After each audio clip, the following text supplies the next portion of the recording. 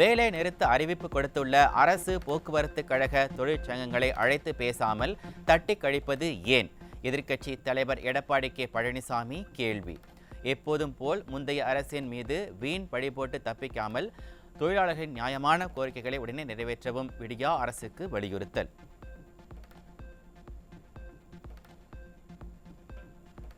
பண்டிகை காலங்களில் பொதுமக்களின் எந்தவிதமான சிரமமின்றி தங்களது சொந்த ஊர்களுக்கு சென்று வர விடியா அரசு உடனடியாக நடவடிக்கை மேற்கொள்ள வேண்டும். எதிர்க்கட்சி தலைவர் எடப்பாடி கே பழனிசாமி வலியுறுத்தல்.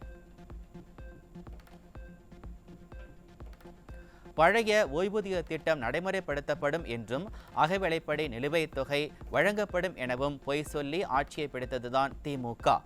எதிர்க்கட்சி தலைவர் எடப்பாடி கே பழனிசாமி குற்றச்சாட்டு. பொங்கல் தொகுப்புடன் ரொக்க பணம் பற்றி அறிவிக்காத விடியா திமுக அரசுக்கு எதிர்க்கட்சி தலைவர் எடப்பாடி கே பழனிசாமி கடும் கண்டனம். அனைத்து குடும்ப அட்டைதாரர்களுக்கும் பொங்கல் தொகுப்புடன் ரொக்க பணமாக 5000 ரூபாய் வழங்க வேண்டும் எனவும் வலியுறுத்தல். கொரோனா காலத்தில் பொங்கல் திருநாளை மக்கள் உற்சாகமாக கொண்டாட 2500 ரூபாய் வழங்கியது அதிமுக அரசு.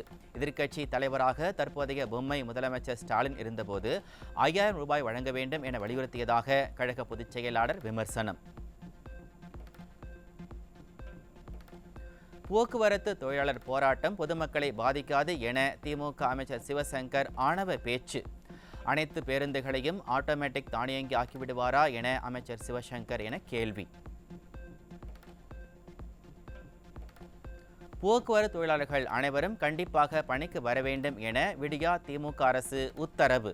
போக்குவரத்து தொழிலாளர்களின் நியாயமான கோரிக்கைகளை நிறைவேற்றாமல் மிரட்டல் விடுக்கிறதா விடியா திமுக அரசு? கிளாம்பாக்கத்தில் ஒரு வருடத்தில் ரயில் நிலையம் கொண்டு வருவோம் என ஆருடம் கூறும் திமுக அமைச்சர் சேகர் பாபு. பேருந்து முனையத்தில் பயணிகளுக்கு இடையூறாக இருந்த சுவரை இடிக்கவே 3 ஆண்டுகள் எடுத்துக்கொண்ட விடியா திராவிட மாடல் அரசு ஒரு வருடத்தில் ரயில் நிலையத்தை கொண்டு வருமா என மக்கள் கேள்வி. தமிழகத்தில் 28 பேர் புதிய வகை JN1 கொரோனா தொற்றுடன் மருத்துவமனையில் சிகிச்சை.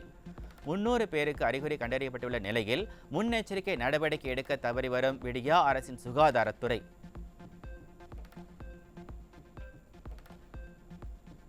இலாக்கா இல்லாத அமைச்சராக செந்தில் பாலாஜி தொடர்வதற்கு எதிரான வழக்கு. அதிமுக முன்னாள் MP ஜெயவர்தன் உள்ளிட்டோர் தொடர்ந்த மேல்முறையீட்டு வழக்கு உச்சநீதிமன்றத்தில் இன்று விசாரணை.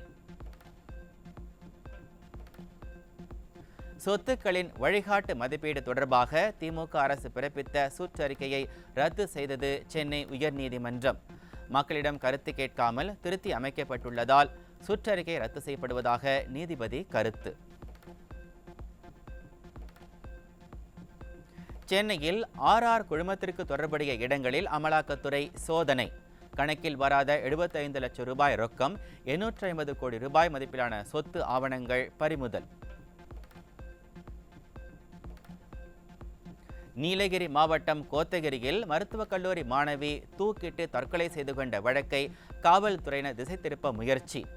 திமுக நிர்வாகியின் மிரட்டல் காரணமாக மாணவி தற்கொலை செய்து கொண்டதை மூடி மறைக்கும் காவல்துறை. திண்டுக்கல் மாவட்டம் ஆத்தூர் அருகே மனு கொடுக்க சென்றவர்களை திமுக நிர்வாகி தடுத்து நிறுத்தி அராஜகம். அறிவாலயக்காரர்களின் அட்ராசிட்டியால் அனுதினமும் இன்னலை சந்தித்து வருவதாக பொதுமக்கள் புலம்பல்.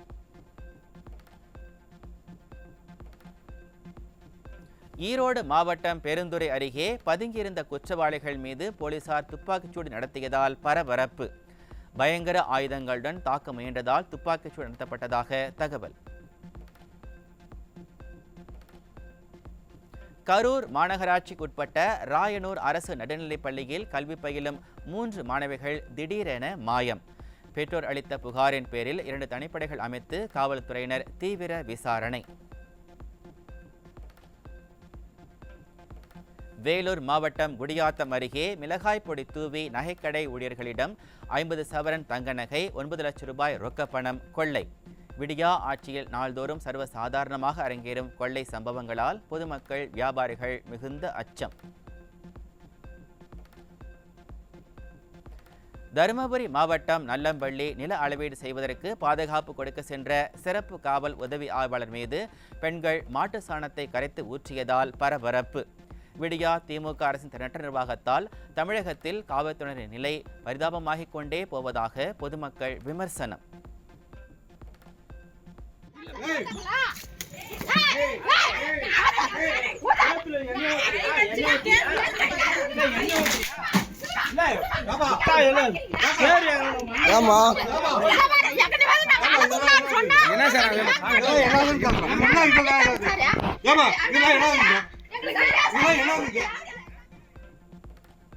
நீலகிரியில் ஆபத்தை உணராமல் அனுமதிக்கப்படாத பகுதிகளுக்கு சுற்றுலா பயணிகள் செல்வதாக குற்றச்சாட்டு. கட்டுப்பாட்டை மீறி சுற்றுலா பயணிகள் செல்வதை தடுக்காமல் காவல்துறை அலட்சியம். கடலூர் மாவட்டம் தென்பெண்ணை ஆற்று சாலையில் தொடர்ந்து இறைச்சி கழிவுகள் கொட்டப்படுவதால் நோய் தொற்று பரவும் அபாயம். பலமுறை புகார் அளித்தும் மாநகராட்சி நிர்வாகம் நடவடிக்கை எடுக்கவில்லை என பொதுமக்கள் குற்றச்சாட்டு. தஞ்சாவூர் மாவட்டம் கும்பகோணத்தில் 130 கிலோ குட்கா பொருட்களை விற்பனைக்காக கொண்டு சென்ற 3 பேர் கைது. விடியா ஆட்சியில் நாளுக்கு நாள் போதைப் பொருட்களின் புழக்கம் அதிகரித்து வருவதாக மக்கள் குற்றச்சாட்டு. தென்காசி மாவட்டம் செங்கோட்டை திமுக நகரமன்ற தலைவர் ராமலட்சுமிக்கு எதிராக வரும் 18ஆம் தேதி நம்பிக்கையில்லா தீர்மானம் கொண்டுவர வாக்கெடுப்பு. பொதுமக்களின் அடிப்படை பிரச்சினைகள் குறித்து எந்தவித நடவடிக்கைகளும் எடுக்கவில்லை என கவுன்சிலர்கள் புகார் அளித்ததன் பேரில் செங்கோட்டை நகராட்சி ஆணையர் அறிவிப்பு. இந்தியா ஆஸ்திரேலியா மகளிர் அணிகள் மோதும் 20 ஓவர் கிரிக்கெட் போட்டி மும்பையில் இன்று நடக்கிறது. ஒருநாள் போட்டித் தொடரை ஆஸ்திரேலிய அணி கைப்பற்றிய நிலையில் T20 தொடரில் வெற்றி பெறும் முனைப்பில் இந்தியா களமிறங்குகிறது.